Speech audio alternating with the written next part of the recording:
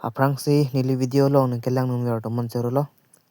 pini ang tuam phani le bang so video pana pachini je alam kala pulo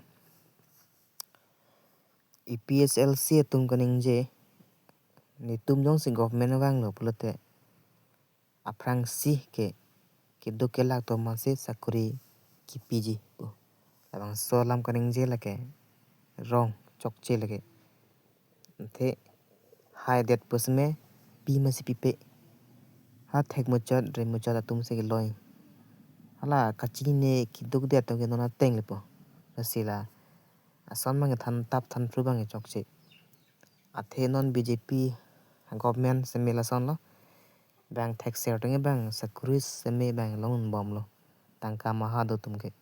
ason thot pon EPSLC government la bang pusme EPSLC la regional party pusme hai det pusme de ho sakuri klam ji ma pon pupelo atum ta lake ini ka chob baile lage non eli son ki dong de ki bo de tum phan ke a jata party la hai sme alep ma sebe ili ka jata party la hai sme iri hong cap pen ka chok claim atang ka si li ke chulong ji nang li BJP la hai det pono EPSLC la hai det pono thang lebe ili tum rong asar phange kai teng lo stame ili tum mathanang po mane alang le tum kache chak la son son mate di non ke hai he ko ke itum se government ke wang lo pote ya long le pata ki pi la ing long sup tum an mai long le pata pi thai ji la pen ki che ke be avoreng varas ang hoi sa me di ing than thai po la ta kar bi pha se pi thai po la hai ta rong ko nasil hai le claim hai lang ma lake chum bai lo lake je ka tharta alang le ka charlie do thek ser pusme la son bang claim kli ako ang thin lang no dak ji me nili ma tha tenge pudam et pute a party BJP pusme di munit phan kirap apen ka ha ga jin so ke do ke non ke do bom CM tuliram rong hang hello nili phan a hok nili phan ke non ke do bom CM seme sikai sidam pipe seme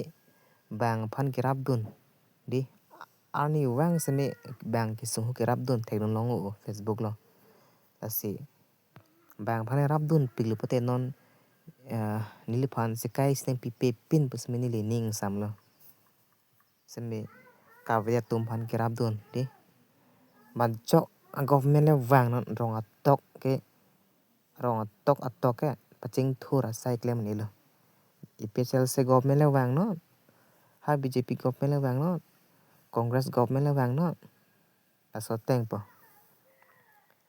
amen se just regional party puchalo yes this si tum lam chak kon lo ke mi aprang prang di la tum se me di pun ha ke ning kan krip pho ni ko ani government chari lo thang ta lebe mate sin non la son thot lo EPSLC ta government wang che pote la pother lak la ke la BJP pa hai ret la ha thek bang ling sakuri ta chang non ha thek bang ling contract claim non la hello